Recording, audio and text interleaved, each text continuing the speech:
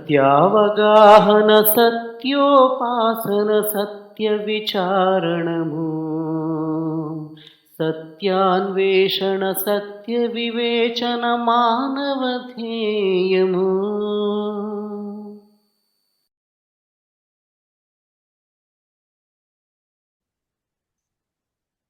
సత్యద్రష్టలారా, సత్య శోధకులారా, సత్యాన్వేషకులారా, సత్య వివేచన వీక్షకులారా, సత్య వివేచన ఛానల్ 2వ ఎపిసోడ్కు స్వాగతం, సుస్వాగతం. మనతో పాటు గొప్ప సందేశకులు, సత్యాన్వేషి, సత్య పిపాసి, సత్య శోధకులైన రవికుమార్ గారు మనతో పాటు ఉన్నారు.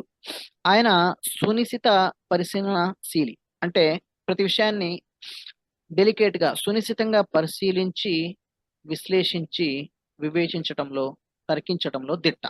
కాబట్టి ఇటువంటి వ్యక్తులతో చర్చించినప్పుడే ఏ తత్వమైన శాస్త్రమైన ప్రఫుల్లంగా వ్యక్తీకరించబడుతుంది. కాబట్టి మనం ఆయనతో చర్చించినప్పుడు మన ఈ అద్వైత సిద్ధాంత చర్చ రసవత్తర ఘట్టానికి చేరుకుంటుందని నేను ఆశిస్తున్నాను. రవికుమార్ గారు, స్వాగతం, సుస్వాగతం. Thank you sir. Afroz Ahmed గారు. అయితే ఇప్పుడు మనం ప్రపంచంలో ఎన్నో ఫిలాసఫీస్ ఉండగా, ఎన్నో తత్వాలు, వెస్ట్రన్ ఫిలాసఫీస్, పాశ్చాత్య తత్వాలు, ఇండియన్ ఫిలాసఫీస్, భారతీయ తత్వాలు, శాస్త్రాలు, గ్రంథాలు ఉండగా కేవలం ఈ అద్వైత సిద్ధాంతాన్నే మొట్టమొదటి చర్చనీయాంశంగా ఎంచుకోవడానికి గల కారణం ఏమై ఉంటుందంటారు? కొంచెం అంచనా వేసి చెప్పండి. ఇక్కడ మన భారతదేశంలో ఈ యొక్క పాపులేషన్ ఏదైతే ఉందో, చాలా మంది ఆస్తికులు ఉన్నారు, నాస్తికులు అనేవారు కొద్దిమందే ఉన్నారు. అయితే ఇప్పుడు ఈ యొక్క ఆస్తికులు గురించి ఈ యొక్క ఆధ్యాత్మికమైనటువంటి అంశం టైటిల్ అద్వైతం అనేటటువంటిది మీరు తీసుకున్నారు అనేటటువంటిది నా యొక్క అభిప్రాయం. అఫ్రోజ్ అహ్మద్ గారు. ఓకే ఓకే అయితే ఇక్కడ మరొక విషయాన్ని కూడా నా తరఫు నుంచి చెప్పాలనుకుంటున్నాను. అదేంటంటే ఎన్నో తత్వాలు ఉన్నాయి, తత్వశాస్త్రాలు ఉన్నాయి, ఫిలాసఫీస్ ఉన్నాయి. అయితే వెస్ట్రన్ ఫిలాసఫీస్ ఫారిన్ కంట్రీస్ కు సంబంధించినవి, పాశ్చాత్య చింతన అంటారు. Western thought, western philosophical thought, పాశ్చాత్య చింతనలో ఎన్నో ఫిలాసఫీస్ ఉన్నాయి. ఇండియన్ ఫిలాసాఫికల్ థాట్ లో, భారతీయ చింతనలో ఎన్నో ఫిలాసఫీస్. అయితే ప్రపంచంలో ఉన్న తత్వాలన్నిట్లో కూడా అత్యంత విచిత్రమైన, సంచలనాత్మకమైన, నమ్మడానికి మనిషి నమ్మే ముందు లేదా తిరస్కరించే ముందు ఆశ్చర్యచకితుడైపోతాడు. అంటే అంత లోతుగా, గంభీరంగా, విచిత్రంగా ఉంటుంది ఈ తత్వం. కాబట్టి నేను అనుకునేది ఏంటంటే, ఇది యాక్సెప్టబులా కాదా, ఆమోదనీయోగ్యమా కాదా అనేది మన చర్చ ఆఖరి ఘట్టంలో మనం విశదీకరిస్తాం. అయితే ఆమోదనీయమా కాదా అనే తర్వాత సంగతి. కానీ ఈ అద్వైతం ఎంతో గంభీరమైన, ఇంతకంటే విచిత్రమైన, దేవుడి గురించి, జీవుడి గురించి, విశ్వం గురించి ఇంతకంటే విచిత్రమైన రీతిలో ప్రపంచంలోని ఏ తత్వశాస్త్రం, ఏ తత్వము, ఫిలాసఫీ చెప్పలేదు. అంత విచిత్రమైన ఫిలాసఫీ.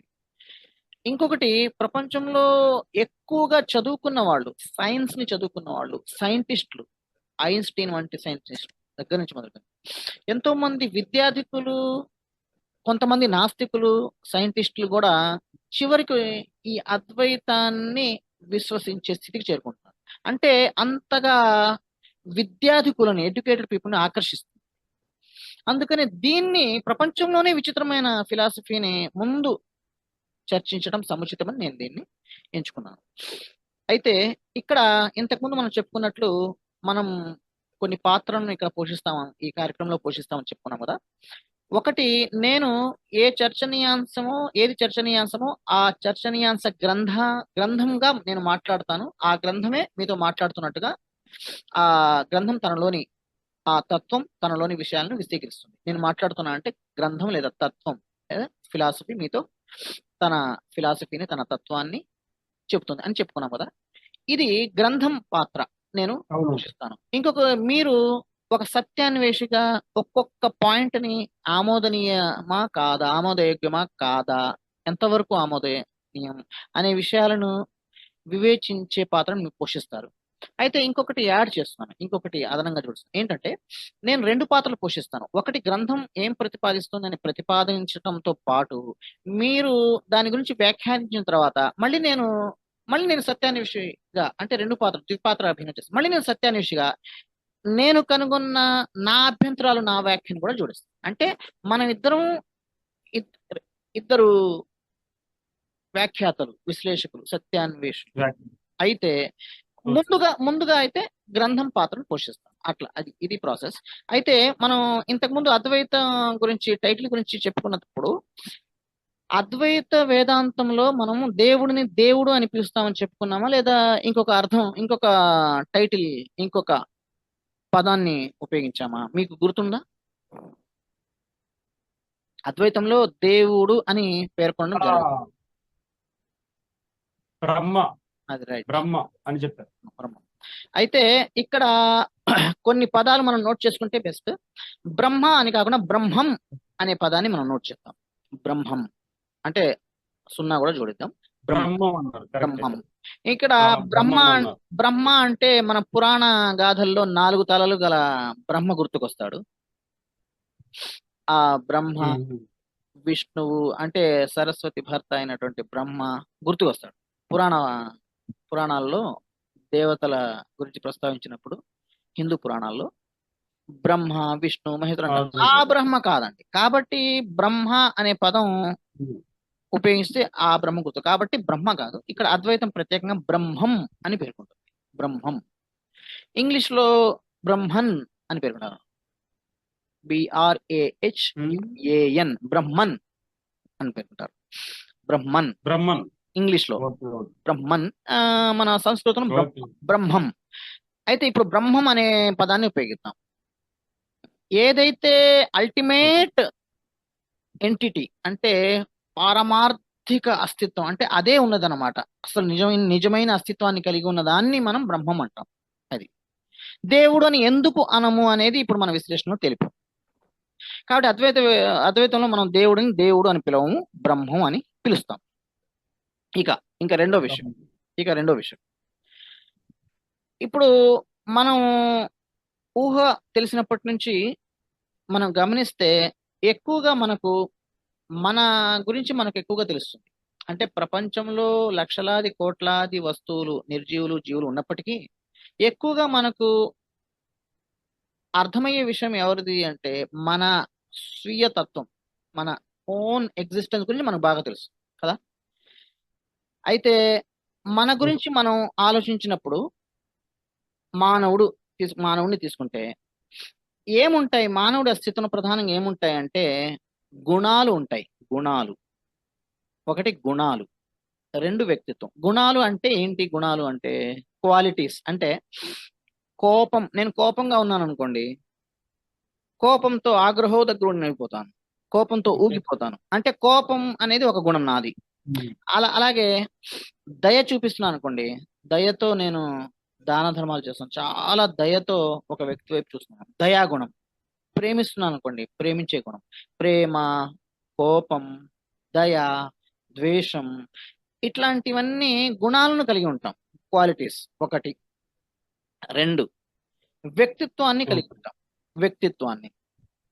వ్యక్తిత్వం అంటే ఏంటి అంటే మనం ఇంగ్లీష్ లో ఒక పదం ఉంది, పర్సనాలిటీ అంటే ఒక తప్పుడు అర్థం కూడా ప్రచారం ఉంది. అదేంటంటే పర్సనాలిటీ అనే ఒక పదం ఉంది. పర్సనాలిటీ అనే పదానికి కొందరు తప్పుడు అర్థం కూడా గ్రహిస్తారు. అదేంటంటే బాగా బలిష్టంగా దేహదారుఢ్యంతో ఉన్న ఒక వ్యక్తిని మంచి పర్సనాలిటీ ఇతంది అంటారు. కానీ పర్సనాలిటీ అంటే అది కాదు. దేహదారుఢ్యం ఉన్న వ్యక్తిని ఫిజికల్ ఫిట్నెస్ ఉన్న వ్యక్తి అనాలి. ఫిజికల్ ఫిట్నెస్ కి బదులు పొరపాటుగా పర్సనాలిటీ అనే పేరు వాడతారు. యాక్చువల్ గా పర్సనాలిటీ అంటే అది కాదు. Yes. పర్సనాలిటీ అంటే ఏంటి అంటే వ్యక్తిత్వం. అతడి పర్సనాలిటీ ఎటువంటిది అంటే అతడి దేహదారుఢ్యం కాదు, అతడి వ్యక్తిత్వం ఎటువంటిది అని. సో పర్సనాలిటీ అనే దాన్ని మనం కలిగి ఉంటాం, వ్యక్తిత్వాన్ని కలిగి ఉంటాం. అంటే ఇప్పుడు నేను ఉన్నాను అంటే గుణాలను కలిగి ఉంటాను, వ్యక్తిత్వాన్ని కలిగి ఉంటాను. వ్యక్తిత్వాన్ని కలిగి వ్యక్తిత్వం అంటే ఆ కొన్ని గుణాలన్నింటినీ కలిపి ఒక విశేషణం వాడతాం మనం. అంటే మీలో ఎక్కువగా దయాగుణం ఉందనుకోండి, ప్రేమించే గుణం ఉంది, దయాగుణం ఉంది, సహాయం చేసే గుణం ఉంది, రకరకాలు ఉన్నాయి. అప్పుడు మిమ్మల్ని ఏమంటాం? మంచివాడు అంటాం. అంటే మంచివాడు అనే వ్యక్తిత్వాన్ని మీరు కలిగి ఉన్నారు. అంటే మీలో ఏ గుణాలు ఉన్నాయో ఆ గుణాలని బట్టి మీ వ్యక్తిత్వం అని చెప్పి నిర్ధారించబడుతుంది. ఆ విధంగా మనం ఒక పర్సనాలిటీని కలిగి ఉంటాం. మంచివాడో చెడ్డవాడో కోపిష్టో ఏదో ఒకటి, మొత్తానికి గుణాలు వ్యక్తిత్వం ఈ రెండింటిని మనం కలిగి ఉంటాం. ఇది ఇది ఇది ఎందుకు చెప్పడం జరుగుతుందంటే ఈ పదాలే అద్వైతంలో ఉపయోగించబడతాయి. ఈ వ్యక్తిత్వం, గుణాలు, బ్రహ్మం, ఈ పదాలు లేకపోతే ఏది అర్థం కాదు. కాబట్టి ముందు మనం పదాలను విశ్లేషించుకుంటాం. అయితే వ్యక్తిత్వం అనేది మనకుంది ఒకటే. అయితే వ్యక్తిత్వం లేకుండా కూడా ఏదైనా ఉంటుందా అంటే కొన్ని ఉంటాయి. ఏంటి అంటే మనం విద్యుత్తు అని ఏదైతే చెప్పుకుంటామో, కరెంట్, విద్యుత్తు. కరెంట్ అనేది ఒక శక్తి కదా, కరెంట్ అనేది ఒక శక్తి. అయితే ఆ శక్తికి వ్యక్తిత్వం ఉన్నదా? గుణాలు గాని వ్యక్తిత్వం లేదండి. లేదు. వ్యక్తిత్వం అంటే ఏంటంటే సపోజ్ కరెంట్ తనదో తాను పోతూ ఉంటుంది, మధ్యలో మీరు వేలు పెడితే కరెంట్ షాక్ కొడుతుంది. అయితే పాపం అది మిమ్మల్ని షాక్ కొట్టాలని అదేమి నిర్ణయించుకోలేదు, పగబట్టలేదు, అంటే దాని వ్యక్తిత్వమే లేదు అసలు. అది అది అంటే వ్యక్తిత్వం లేకపోవడం అనేది కూడా ఒక స్థితి, కేవలం అంధశక్తి. ఇప్పుడు ఒక చిన్న ప్రశ్న, వ్యక్తిత్వాన్ని శక్తిని రెండూ కలిగి ఉన్న అస్తిత్వం గొప్పదా? వ్యక్తిత్వాన్ని గుణాలను కలిగి ఉండకుండా కేవలం శక్తి మాత్రమే కలిగి ఉన్నది ఆ అస్తిత్వం గొప్పదా? అది ప్రశ్న. ఉదాహరణకు వ్యక్తిత్వాన్ని గుణాలను కలిగి ఉన్న అస్తిత్వం, దానికి ఎగ్జాంపుల్ ఎవరు? మానవుడు. అది గొప్పదా? గుణాలను వ్యక్తిత్వాన్ని కలిగి ఉండని కేవలం శక్తి, అది గొప్పదా? అదే గొప్ప సార్. ఏది? గుణాలని కలిగి ఉండని శక్తి, వ్యక్తిత్వమే అది. అదే గొప్పది, అది శక్తిత్వం గొప్పది. అది అంటే గుణాలను, వ్యక్తిత్వాన్ని, శక్తిని అన్నిటినీ కలిగి ఉన్న అస్తిత్వమే గొప్పది. దానికి మంచి ఉదాహరణ ఎవరు అంటే మానవుడే. అయితే కేవలం శక్తి ఉందనుకోండి, ఆ శక్తి అనేది ఏదైనా నిర్ణయాలు తీసుకోగలుగుతుందా? నిర్ణయాలు, లేదా కోపించటం, లేదా గర్వించటం, శిక్షించటం, దయ చూపడం ఏమీ లేదు. కాబట్టి శక్తి అనేది చాలా చిన్న విషయం అన్నమాట. అంటే అన్నిటికంటే గొప్ప విషయం ఏంటంటే వ్యక్తిత్వాన్ని కలిగి ఉండటం. వ్యక్తిత్వం అంటే ఆలోచించాలి, ఏదైనా సృష్టించాలి, కరుణించాలి, శిక్షించాలి, కోపగించుకోవాలి, అన్ని రకాల ఎమోషన్స్ కూడా ఉండాలి, అప్పుడు అది వ్యక్తిత్వం. అయితే ఇది మనకు తెలిస్తే మామూలుగా ఆస్తికులు మాటికి నేను ఆస్తికుల్లో 80% అనే పదబంధాన్ని ఉపయోగిస్తాం. ఎందుకంటే మన చర్చలో ఆస్తికుల్లో 80% లేదా 90% అంటే అర్థం ఏంటంటే అద్వైతాన్ని ఎంత మాత్రం అస్సలు విశ్వసించరు వాళ్ళు. విశ్వసించని వాళ్ళు అని చెప్పడానికి ఆస్తికుల్లో 90% లేదా 80% అంటే అద్వైత నంబర్ అనుకో.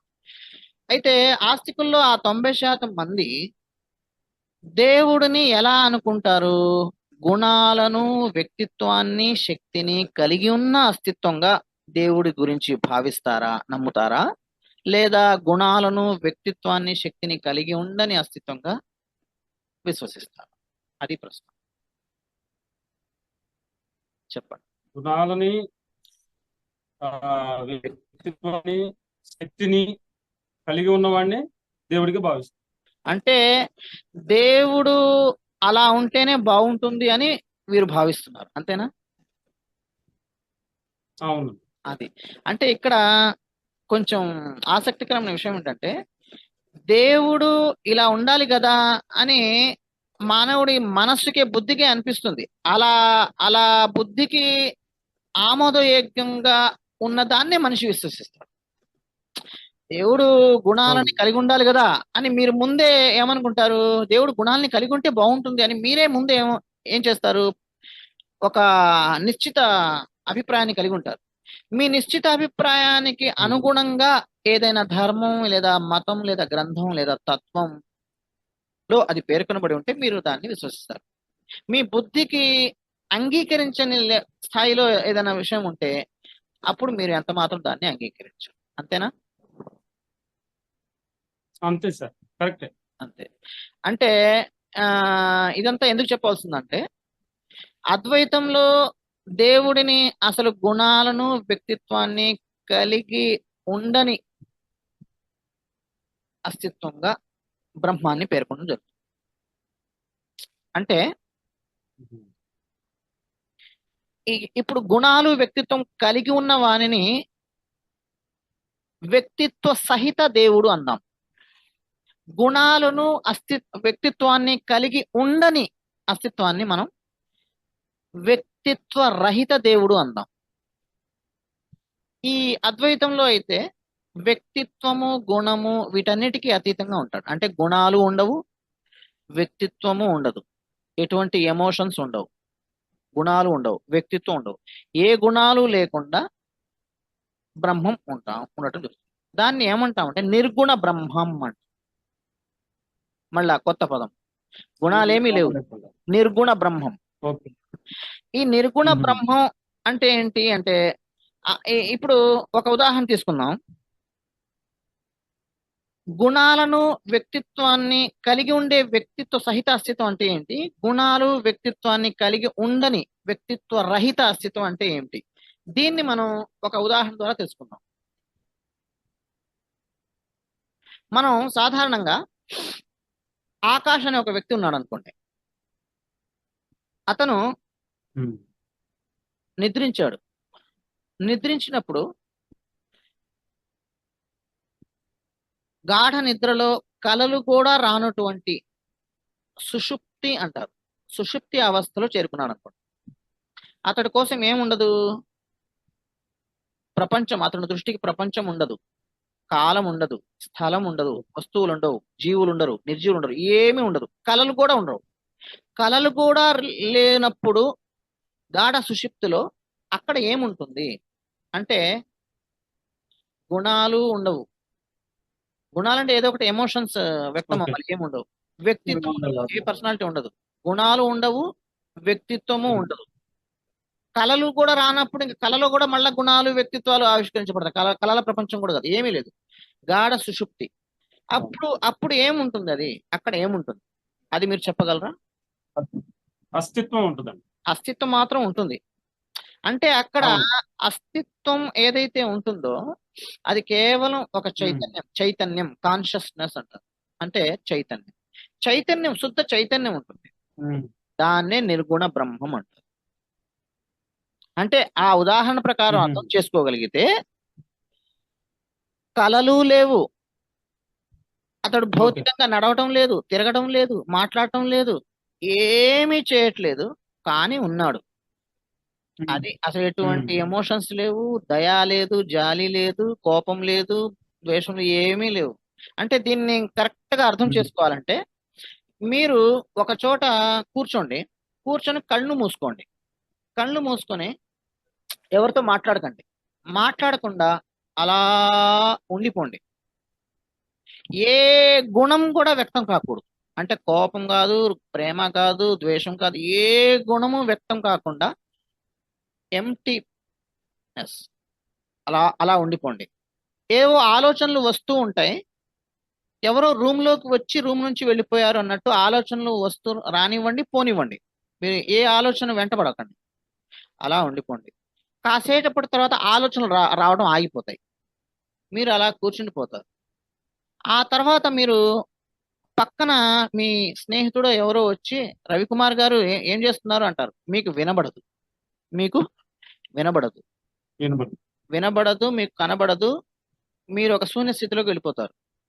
మీరు ఉన్నారు, కానీ ఎటువంటి గుణాలు లేవు, ఇంద్రియాలు పనిచేయట్లేదు, గుణాలు లేవు, వ్యక్తిత్వం లేదు, పూర్తి శూన్య స్థితిలో అట్లా ఉండిపోయారు. కానీ మీరు ఉన్నారు, లేకుండా లేరు. ఆ శూన్య స్థితి ఏదైతే ఉంటుందో అది నిర్గుణ స్థితి. ఇది అర్థమైతే అద్వైతం చెప్పే ఆ బ్రహ్మం ఏదైతే ఉందో అలా ఉందట. అంటే ఆ శుద్ధ చైతన్యం, ప్యూర్ కాన్షియస్నెస్ అంట. శుద్ధ చైతన్యం, ఏమీ లేదు, ఎటువంటి ఫీలింగ్స్ లేవు. ఆ శుద్ధ చైతన్యం. చైతన్యం అంటే ఏంటి అసలు? నేను ఉన్నాను అనే ఎరుక చైతన్యం. చైతన్యం కాన్షియస్నెస్ అంటే నేను ఉన్నాను అనే ఎరుక. దానికి నేను ఉన్నాననే ఎరుక ఉంటుంది, చైతన్యం ఉంటుంది. అది తప్ప ఏ గుణాలు, దయ, కోపం, ఎటువంటి ఎమోషన్స్ కి అన్నిటికీ అతీతంగా బ్లాంక్, ఎంప్టీనెస్, శూన్య స్థితిలో అలా ఉండటం జరుగుతుంది. అది నిర్గుణ బ్రహ్మం అంటే. ఇక సగుణ బ్రహ్మ విషయానికి వద్దాం. అసలు గుణాలు, వ్యక్తిత్వం ఉంటే ఎలా ఉంటుందో అది చూద్దాం. ఇప్పుడు మనిషి పడుకున్నాడు కదా, మన ఉదాహరణలో ఆకాశ్ అనే వ్యక్తి పడుకున్నాడు. పడుకున్న తర్వాత అతడికి ఒక కళ వస్తుంది. కళలో ఎన్నో జీవులు, నిర్జీవులు, సంఘటనలు అన్నీ కనబడుతూ ఉంటాయి అతడికి. ఆ కళ లోపలి, ఆ కళలో ఏవో గుణాలు వ్యక్తం అవుతూ ఉంటాయి. ప్రేమించటం, ద్వేషించటం, కొట్టుకోవడం, తిట్టుకోవడం, రకరకాల గుణాలు వ్యక్తమవుతాయి. వ్యక్తిత్వాలు ఆవిష్కరించబడతాయి. గుణాలు ఉంటాయి, వ్యక్తిత్వాలు ఉంటాయి. కాబట్టి ఆ స్థితిలో ఆ అస్తిత్వాన్ని ఏమని పిలుస్తాము అంటే వ్యక్తిత్వం ఉన్న అస్తిత్వం, అంటే వ్యక్తిత్వ సహిత అస్తిత్వం. అది సగుణ, అంటే సగుణ బ్రహ్మ.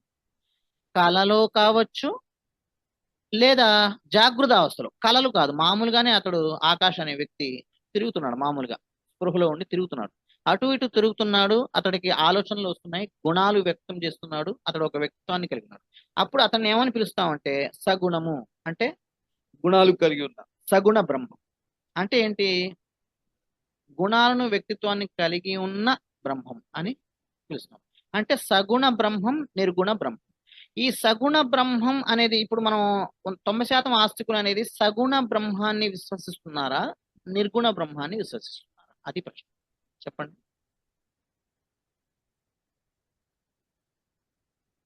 ఇప్పుడు ఉన్నటువంటి ఈ యొక్క ఆస్తికుల్లో మీరు చెప్పినటువంటిది నిర్గుణం ఒకటి చెప్పారు సార్. సద్గుణం, సగుణ సగుణం, సగుణం. సారీ సార్, సగుణం, సగుణ బ్రహ్మ, బ్రహ్మ, బ్రహ్మం. ఓకే. ఇప్పుడు ఎక్కువగా సగుణం బ్రహ్మ అనేటటువంటిది నమ్ముతున్నారు అనుకుంటున్నారు. ఎగ్జాక్ట్లీ. అంటే ఆస్తికుల్లో 90% లేదా అంతకంటే ఎక్కువ సగుణ బ్రహ్మాన్ని విశ్వసిస్తున్నారు. అంటే దేవుడు అని పిలిస్తే ఇంకా సగుణ బ్రహ్మ అని పదం వదిలేస్తే, ఇక్కడ ఈ ఆస్తికుల విషయానికి 90% ఆస్తికుల విషయానికి వస్తే, దేవుడు అనేవాడు గుణాలను కలిగి ఉంటాడు. అంటే ఆయన ప్రేమిస్తాడు, ఆయన కరుణిస్తాడు, ఆయన కోపగిస్తాడు, వగైరా వగైరా. అంటే ఏంటి? గుణాలను, వ్యక్తిత్వాన్ని కలిగి ఉన్నాడు. వ్యక్తిత్వాన్ని అంటే ఆయన కరుణ గలవాడు అన్నాను, కరుణామయుడు అన్నారు అనుకోండి, అదేంటి? ఇది ఆయన వ్యక్తిత్వం కదా. అంటే వ్యక్తిత్వాన్ని కూడా కలిగి ఉన్నాడు అని విశ్వసిస్తారు. ఇప్పుడు దేవుడు అనే పదానికి, దేవుడు అనే పదం అద్వైతంలో వాడం, అది అక్కడ ఒక క్లియర్ తేలిపోయిన విషయం. అయితే దేవుడు అనే పదం ఆస్తికులు 90% అయితే సగుణ బ్రహ్మాన్ని విశ్వసించే వారైతే వాడతారు కదా దేవుడు అనే పదం. ఈ దేవుడు అనే పదానికి డెఫినేషన్ వీళ్ళు ఏమిస్తారు అంటే ఆస్తికులు 90% మంది సగుణ బ్రహ్మాన్ని విశ్వసించారు. దేవుడు అనే పదానికి ఇచ్చే డెఫినేషన్ ఏంటి? దేవుడు అంటే ఏంటి అంటే ఏం చెప్తారు? దేవుడు అంటే ఏంటి చెప్పండి, నిర్వచనం, డెఫినేషన్ చెప్పండి అంటే ఏం చెప్తారు? దేవుడు అంటే అంటే ఈ యొక్క ఆస్తికులు ఇప్పుడు మీరు చెప్పినటువంటి 90% మంది ఆస్తికులు, 90% అద్వైతులు దేవుడు అంటే దేవుడు అంటే వీళ్ళు సగుణం బ్రహ్మ అనేటటువంటిది నమ్ముతారు అనుకున్నాం. అదే ఒకటి.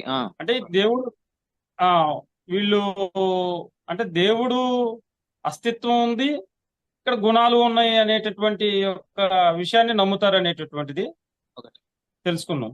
తెలుసుకున్నాం. ఇప్పుడు అది. ఆ దీన్నే నమ్ముతారు ఎక్కువ. దీన్ని నమ్ముతారు. అయితే ఇక్కడ ఉమ్, ఇక్కడ దేవుడు అనే పదానికి నిర్వచనం వీళ్ళు ఏమిస్తారు అంటే, వేడిమి ఉన్న చోట చల్లదనం ఉంటుంది కదా, వేడిమి ఉన్న చోట వేడిమి ఉంటుంది, చల్లదనం ఉంటుంది. ఎక్కువగా ద్వంద్వాలు ఉన్నాయి. చల్లదనం. ద్వంద్వాలు ఉన్నాయి. చీకటి ఉంటుంది, వెలుతురు ఉమ్. ఉంటుంది, వేడిమి ఉంటుంది, వెలుగు. ఉమ్, ఆ వెలుగు ఉంటుంది. అదేవిధంగా వెలుగు ఉంటుంది. అదేవిధంగా ఈ చీకటి, వెలుతురు, వేడి, చల్లదనం, వేడిమి, చల్లదనం ఇవి ఎట్లాగో దేవుడు, జీవుడు ఈ రెండు కూడా ఉంటాయి అని నమ్ముతారు వీళ్ళు. ఈ ద్వంద్వాలు ఎట్లయితే ఉన్నాయో అట్లానే చీకటి, వెలుతురు, వేడిమి, చల్లదనం ఇది ఎట్లాగో ఉమ్, అదేవిధంగా జీవుడు, దేవుడు ఇద్దరు ఉంటారు అని నమ్ముతారు. జీవుడు ఉమ్. జీవుడు ఉన్నప్పుడు దేవుడు తప్పనిసరిగా ఉండక తప్పదా? ఆస్తికుల విషయం, నాస్తికుల విషయం తర్వాత. జీవుడు ఉన్నప్పుడు అంటే వేడిమి ఉంది అంటే చల్లదనం తప్పకుండా ఉంటుంది. అలానే అవును. చీకటి కనబడుతుంది అంటే వెలుతురు తప్పకుండా ఉంటుంది. అదే విధంగా జీవుడు ఉన్నాడు అనగానే వెంటనే దాని వ్యతిరేకం ఏది? ఆపోజిట్, అటు ప్రత్యర్థి, అటు బ్రహ్మ అటు ఉన్నాడు. ఉన్నట్టు అంటే దేవుడు ఉన్నాడు అని ఉమ్, నమ్ముతారు. అవును. జీవుడు ఉంటే దేవుడు ఉండక తప్పదు, అక్కడ వరకు ఓకే. అయితే అవును. దేవుడు ఉంటే జీవుడు ఉండటం తప్పనిసరా? జీవుడు ఉంటే దేవుడు తప్పకుండా ఉండే తీరాల్సిందే ఆస్తికుల ప్రకారం. అయితే దేవుడు ఉంటే జీవుడు ఉండాల్సింది తప్పనిసరా? తప్పనిసరా? దేవుడు ఉంటే జీవుడు తప్పకుండా ఉండాలి? తప్పనిసరి తప్పనిసరి ఏముంది? తప్పనిసరి కాదు, తప్పనిసరి అవసరం లేదు. అవసరం లేదు. తప్పనిసరి కాదు. తప్పనిసరి కాదు, అవసరం లేదు. అవసరం లేదు. కరెక్ట్. అంటే ఉమ్, జీవుడు ఉన్నాడు అంటే తప్పకుండా దేవుడు ఉండి ఉంటాడు కదా, ఆయన లేకపోతే నేను ఎట్లా సృష్టించబడతాను అనుకుంటాడు ఒకటి. కానీ దేవుడు ఉన్నాడు అంటే అవును. జీవుడు తప్పకుండా ఉండాల్సిన అవసరం లేదు. కానీ ఆయన దయతలిచి జీవుడిని కూడా ఉనికిలోకి తెచ్చాడు. అద్వైతం గురించి చెప్పటం లేదు ఇప్పుడు. ఓకే. ఇప్పుడు ఈ ఆస్తికుల గురించి చెప్పుకుంటాం. అంటే ఏంటి? ఆ, ఆ ఈ జీవుడిని మనం రకరకాల పదాలు, ఒకటి జీవుడు లేదా భక్తుడు లేదా దాసుడు, మూడు పదాలు వాడతాం. జీవుడు లేదా దాసుడు లేదా భక్తుడు. ఈ భక్తుడు. భక్తుడు. కాబట్టి జనరల్ గా ఏం చేస్తారు అంటే, ఈ ఆస్తికుల్లో దేవుడు వ్యక్తిత్వాలను, గుణాలను కలిగి ఉంటాడు అంటున్నాం కదా, వ్యక్తిత్వాలను, గుణాలను కలిగి ఉంటున్నాడు. అటువంటి దేవుడిని సగుణ బ్రహ్మం అంటున్నారు కదా, సగుణ బ్రహ్మం.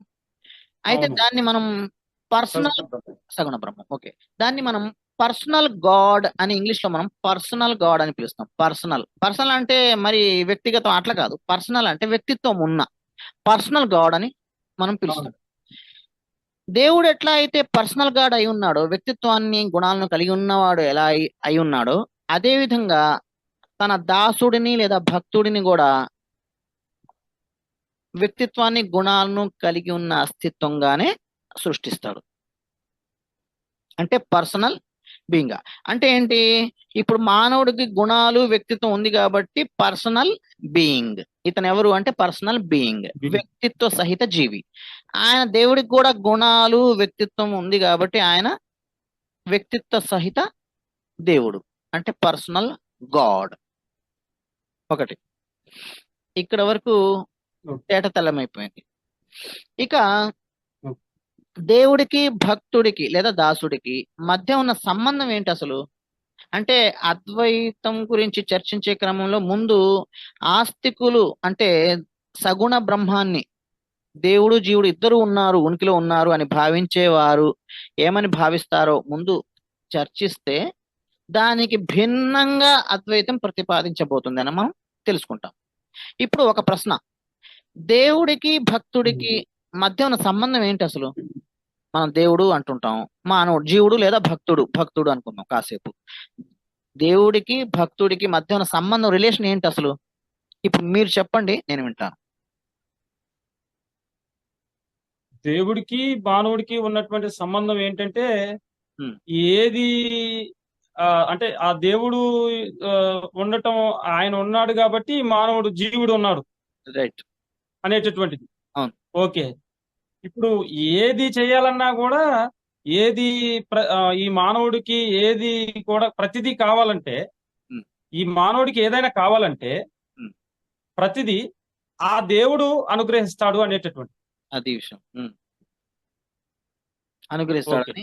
అయితే అవును. భక్తుడు భక్తుడు దేవుడిని ప్రేమిస్తాడు, అంతేనా?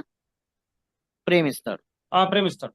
అంటే ప్రేమించడం, దాన్ని అసల్లో ప్రేమించటం అనే ఒక యూనివర్సల్ వర్డ్ ఏదైతే ఉందో అది అన్నిటి కోసం వాడబడుతుంది. తల్లిని ప్రేమిస్తున్నాను, దేశాన్ని ప్రేమిస్తున్నాను, దేవుని ప్రేమిస్తున్నాను. అయితే అవును. ప్రతిదానికి ప్రేమ అనే పదం ఎందుకని చెప్పి ఆరాధిస్తున్నాను, పూజిస్తున్నాను వేరే వేరే పర్యాయ పదాలు వాడతారు. కానీ ఆ, ఎటొచ్చి ఫైనల్ గా విషయం ఏంటంటే ప్రేమించటమే. ప్రేమించడం, ఐఎమ్ లవింగ్ గాడ్, ప్రేమించడం. ప్రేమించడం. కాబట్టి ప్రేయసినే కాదు, తల్లిని ప్రేమిస్తాం, దేవుడిని ప్రేమిస్తాం. అయితే ఇక్కడ భక్తుడు ఏమనుకుంటాడంటే, నేను కోరకుండానే నన్ను ఉనికిలోకి తీసుకొచ్చాడు కదా, నన్ను పుట్టించని అడగలేదు, అడగకుండానే ఉనికిలోకి తీసుకొచ్చాడు కదా, అంత కరుణామయుడు కదా ఆయన. ఆయన కరుణించి నన్ను సృష్టించినప్పుడు ఆయన నేను ప్రేమించకుండా ఎలా ఎలా ఉంటాను అని చెప్పి అతను భక్తుడు దేవుణ్ణి ప్రేమించడం మొదలు పెడతాడు. దేవుణ్ణి భక్తుడు ప్రేమించినప్పుడు దేవుడు ఏం చేస్తాడు? దేవుడు కూడా ప్రేమిస్తాడు. దేవుడు కూడా ప్రేమిస్తాడు. అంటే ఇక్కడ ప్రేమించేవాడు ప్రేమించబడేవాడు ఇద్దరు సంబంధం ఏర్పడింది. అవును. ఆ ఇద్దరు సంబంధం ఏర్పడింది. ఇప్పుడు అవును. ఈ భక్తుడు ఏమని, సపోజ్ ఉదాహరణ ఒక భజన తీసుకుంటే, నీవు మాత్రమే ఆరాధ్యుడివి, నీవు తప్ప మరెవరు కారు, నీవు మాత్రమే పూజ్యుడివి, నీకు సమానులు ఎవరు లేరు అని భజిస్తాడు. అంటే ఏ భజన తీసుకున్నా, ఏది తీసుకున్నా, భక్తి తీసుకున్నా దేవుడికి భక్తుడికి మధ్య ప్రేమ సంబంధం ఉంది అని మనకు విదితమైపోయింది. ఇప్పుడు ప్రేమించబడేవాడు దేవుడు, ఓకే. ప్రేమించబడేవాడు దేవుడు అయితే ప్రేమించేవాడు ఎవరు అంటే భక్తుడు అంట. కాబట్టి ఇక్కడ విశ్వసించిన వ్యక్తి ఎవరైతే ఉంటారో